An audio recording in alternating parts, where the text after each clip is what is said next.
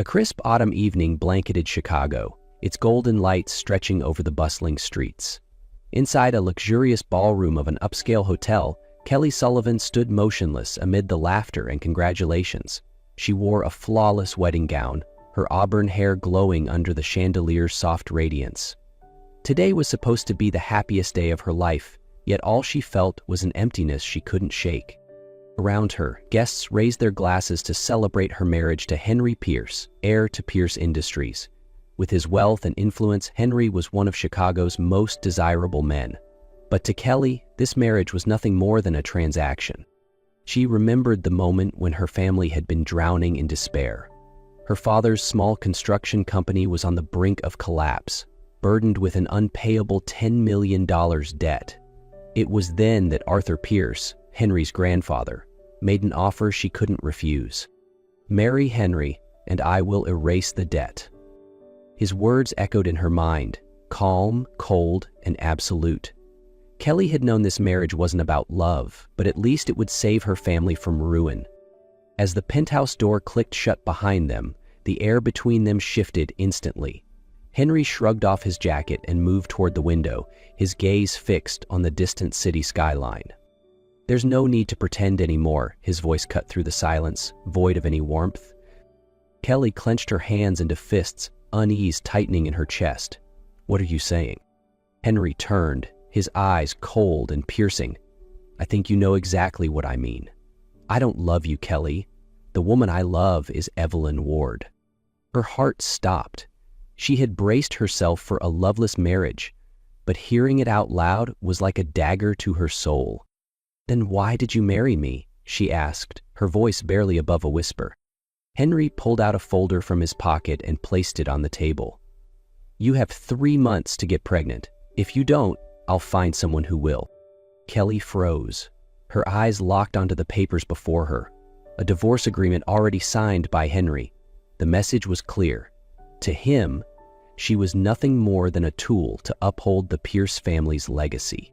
She had known this marriage was about power and gain, but she never imagined she'd be treated like this. A sharp ache pressed against her ribs, but she refused to crumble. She had stepped into this game willingly, but she wouldn't let Henry dictate her fate entirely. Chicago's night air was colder than usual. A light drizzle swept across the long streets, reflecting the city's golden glow on the wet pavement. Kelly wandered aimlessly between towering buildings, her extravagant wedding dress now feeling more like a heavy chain than a symbol of love. She had no idea how long she had been walking when her feet led her to Wicker Park, a district filled with small, intimate bars nestled between vintage shops. She stepped into one, a quiet place, scented with cedar wood and whiskey. No one here recognized her as the newlywed bride of the Pierce Empire, and that anonymity brought a strange sense of relief. Kelly took a seat at the bar and ordered a strong drink. She needed something potent enough to drown out the thoughts clawing at her mind. But no matter how much the alcohol burned her throat, she couldn't erase Henry's voice. "You have 3 months to get pregnant. If you don't, I'll find someone who will." The words echoed like a cruel refrain. She gripped her glass tighter, a bold thought forming in her mind. If Henry only wanted an heir, she could take control of this situation herself.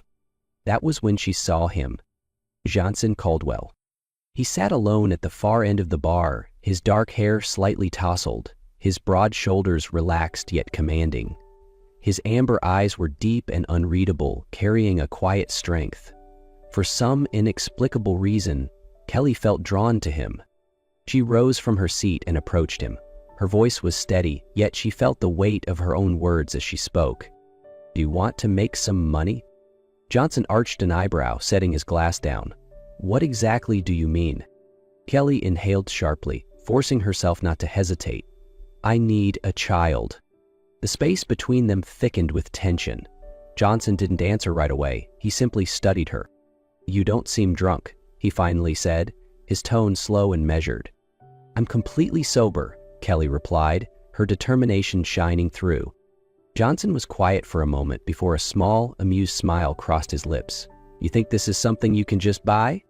Kelly stiffened. "How much do you want?" He leaned back in his seat, his gaze sharpening. "It's not about money. I just want to know why." her fists clenched at her sides, the pressure in her chest unbearable. "Because if I don't do this, I lose everything." Johnson held her gaze for a long moment, as if trying to see past the surface. Then he let out a soft chuckle, one that wasn't mocking, but wasn't entirely kind either. "All right," he said, "but not for money." Kelly blinked, caught off guard. "Then why?" He lifted his glass, swirling the amber liquid inside. "Because I see something in your eyes. A woman who doesn't want to be controlled." Outside, the rain continued to fall, mixing with the quiet breath of a deal made in the shadows, a deal that would change everything. 2 days later, Kelly drove north, leaving Chicago behind. The map led her to a small wooden cabin near Lake Michigan, the place Johnson had mentioned in his message. She parked in front of the porch, her heart pounding harder than she expected. This was supposed to be just a transaction, a deal without emotions. But now, standing at the door, she hesitated. Before she could knock, the door swung open. Johnson leaned against the frame, his gaze steady yet expectant. "You made it," he said, his voice warm and deep. Kelly nodded and stepped inside. The cabin smelled of pine wood, and the dim glow from the fireplace cast long shadows on the walls. It was nothing like the luxurious world she was used to, yet it carried a quiet sense of peace. Johnson poured her a cup of hot tea. "Are you sure about this?" Kelly stared into the liquid, her fingers tightening around the mug. After a long pause, she murmured, "I don't have another choice." They didn't rush. That night, instead of diving into the terms of their arrangement, they sat on the couch and talked. Kelly spoke of her childhood, the years before her family's company crumbled. She talked about her parents, how they had fought to keep everything together, but had ultimately lost to mounting debt. Johnson listened without interrupting. When she finally stopped, he spoke. He told her about a memory from long ago, when he was just 10 years old. A storm had capsized his family's boat on Lake Michigan, leaving him stranded on a rocky ledge for an entire night. "There was a girl who saved me," he said, his voice thoughtful. "She pulled me into a small boat, shared her last piece of bread, then disappeared before I could ask her name." Kelly froze. The story sounded strangely familiar. "I don't remember much," Johnson continued, staring into the fire. "But sometimes I wonder, if I saw her again, would I recognize her?" Kelly let out a small, hesitant laugh. "Do you believe in fate?" Johnson looked at her, his gaze touching something deep inside her. "Do you?" She didn't answer, but for the first time in a long time, she didn't feel so alone. In the following weeks, Kelly and Johnson continued meeting at the cabin by Lake Michigan. What started as a mere arrangement began to feel dangerously real. Johnson never rushed her. He didn't treat her like a transaction. Every time she arrived, he made her tea, listened to the stories she had never told anyone before, and each time she left, she found herself longing for the next meeting. But Henry noticed. At the Pierce estate, Henry started seeing the changes in Kelly. She was no longer the quiet, obedient woman she once was. There was something different in her gaze, an unmistakable spark of defiance. One evening, as Kelly walked through the marble halls of the estate, Henry stepped in front of her. "Where have you been these past few weeks?" His voice was low and cold, but there was something else beneath it, something dangerously close to anger. Kelly met his gaze, her fear long gone. "That's none of your business." Henry stepped closer, his eyes darkening. "We are still married, Kelly." She let out a quiet laugh. "Are we? A loveless marriage? A business arrangement? I owe your family, Henry, but that doesn't mean I have to let you control me." His jaw clenched. "It's Johnson, isn't it?" She didn't answer, but her silence was all the confirmation he needed. Henry let out a humorless chuckle, but there was something unsettling in his expression. "You think he actually cares about you, or is he just using the situation to his advantage, just like you are?" His words cut like a blade, but Kelly didn't let them sink in. She had learned to navigate the Pierce family's manipulations. "Maybe," she said, her voice steady, "but at least he isn't forcing me to bear a child for his family's reputation." Henry's grip tightened, but he had no rebuttal. From the shadows of the estate, Evelyn Ward had heard every word. She had spent 8 years securing her place by Henry's side, ensuring she was the only woman in his life. But now, for the first time, she felt a threat looming. And Evelyn Ward was not the type of woman to let something she owned slip away. Kelly had no idea how close danger had crept.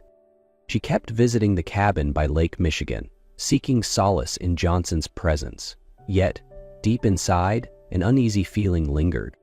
She couldn't shake the sense that someone was watching her, that her newfound happiness was too fragile to last. That evening, as Kelly stepped out of a small cafe in downtown Chicago, a black truck suddenly screeched to a stop beside her. She barely had time to react before 2 masked men grabbed her and dragged her into the vehicle. Panic seized her. She struggled, but the cloth pressed against her mouth muffled her screams. The truck sped through dark streets before stopping at an abandoned dock near the lake. Kelly was pulled out, her hands bound tightly behind her, and shoved onto a rickety wooden chair in the cold night air. One of the men crouched beside her, his voice gravelly. "Don't fight, Miss Sullivan. You just need to disappear and everything will be easier." Her blood ran cold. This wasn't a ransom. This was an execution. Then she heard it, Evelyn's name. Evelyn wanted her gone. At the same time, Johnson sensed something was wrong. He had texted Kelly, but there was no reply. A nagging unease coiled in his chest, driving him into the city. When he neared the cafe she often visited, he found her phone discarded on the pavement. A sinking feeling settled in his gut. A drunk bystander mentioned seeing a woman forced into a truck heading toward Lake Michigan. Johnson didn't hesitate. He slammed his foot on the gas, tearing through the streets until he reached the abandoned dock. What he saw made his blood boil. Kelly was tied to a chair and 2 men loomed over her, one of them gripping a canister of gasoline. Rage surged through Johnson. Without thinking, he charged at the first man, his punch landing hard enough to knock him out instantly. The second man pulled a knife, but Johnson was faster. He twisted the attacker's wrist, sending the weapon clattering to the ground before dropping him with a single, brutal blow. But just as Johnson was freeing Kelly, one of the kidnappers shoved her backward. She stumbled, her head slamming against a jagged rock. Pain exploded in her skull, and suddenly, a memory resurfaced. The storm, the boy stranded on the rocks. She had been there. She had been the girl who pulled him onto the boat, who gave him her last piece of bread before vanishing into the night. Johnson had been that boy. Gasping, she blinked up at him. "Johnson!" He knelt beside her, worry etched on his face. "Kelly, are you okay?" Her fingers trembled as she reached for him. "It was me. I saved you." His eyes widened as the truth settled between them. The missing piece of his past had finally clicked into place. Before he could respond, a voice cut through the silence. Henry Pierce. Standing there, his face darkened with realization. "Evelyn did this?" His voice was hoarse. Kelly looked straight at him, no longer afraid. "You really think she loves you?" "She only loves power." Henry's entire body went rigid. A truth he had believed in for years had just shattered before his eyes. Kelly's fingers found Johnson's, grasping onto his warmth. This was the turning point. Nothing would ever be the same again. The Pierce estate was eerily silent as Kelly and Johnson stepped into Arthur Pierce's study. The most powerful man in the family sat behind a dark mahogany desk, his cold gaze sweeping over them. "You really think you can decide your own fate, Kelly?" Arthur's voice was laced with disdain. Kelly didn't flinch. She held her ground, her voice steady. "I don't need you to decide for me anymore." Arthur's sharp eyes flicked to her hand resting on her stomach. "That child isn't Henry's." The air grew heavy. Henry stood nearby, his expression unreadable, but he didn't speak. Arthur leaned back, his fingers tapping the desk. "Then get rid of it. I'll arrange everything." Kelly took a deep breath, her spine straight. "I won't do that." Arthur let out a cold laugh, his gaze darkening. "If you refuse, your family will suffer the consequences." Before Kelly could respond, Johnson stepped forward, his presence commanding. "You don't have the right to touch her." Arthur's eyes snapped to him, irritation flickering across his face. "And who do you think you are to tell me what I can and cannot do?" Johnson let out a quiet chuckle, but his voice was deadly serious. "Johnson Caldwell, my family's wealth surpasses yours by miles." Arthur stiffened. For the first time, a flicker of unease crossed his face before he masked it with indifference. "You think you can threaten me, Henry Pierce?" Johnson's voice was calm but laced with power. "If you so much as lay a hand on Kelly or this child, I will bring your entire empire to the ground." Silence filled the room. Henry, who had stood frozen throughout the conversation, finally inhaled deeply. His gaze settled on Kelly, the woman he had taken for granted, the woman he had never truly known. For the first time, regret clawed at his chest. He had believed power and legacy mattered most, but watching Kelly slip away, he realized he had lost something far more valuable. And now, she no longer belonged to him. Kelly turned to Johnson, her fingers intertwining with his. "Let's go." Without looking back, she walked out of the Pierce estate, leaving everything behind to start anew with the man who truly loved her. News of Kelly's kidnapping spread quickly across the headlines. Evelyn Ward was arrested, her carefully concealed crimes finally dragged into the light. At the same time, Henry Pierce collapsed inside his estate. A sudden stroke struck him as the realization hit. The empire he had spent a lifetime building was crumbling. The secrets, the betrayals, the truths he had tried to bury had all come back to destroy him. Weeks later, Kelly's divorce from Henry was finalized. With a single signature, she severed all ties to the Pierce family. She had once been a pawn in their game, but now she had reclaimed her life. She and Johnson left Chicago on a misty morning, the city still veiled in dawn's quiet embrace. They chose a small town by Lake Michigan, a place with quiet streets, cozy cafes, and a cabin nestled by the water's edge. No more debts, no more lies. Just freedom. Kelly sat on the porch, her hand resting on her stomach, feeling the soft rhythm of life growing inside her. Johnson stepped behind her, his arms wrapping around her, his warmth settling over her like a promise. They had lost so much time searching for each other, but now they had a lifetime to love. As the evening sun dipped below the horizon, Kelly closed her eyes, inhaling the crisp, fresh air. For the first time, she felt free. And for the first time in forever, Kelly knew she was truly happy.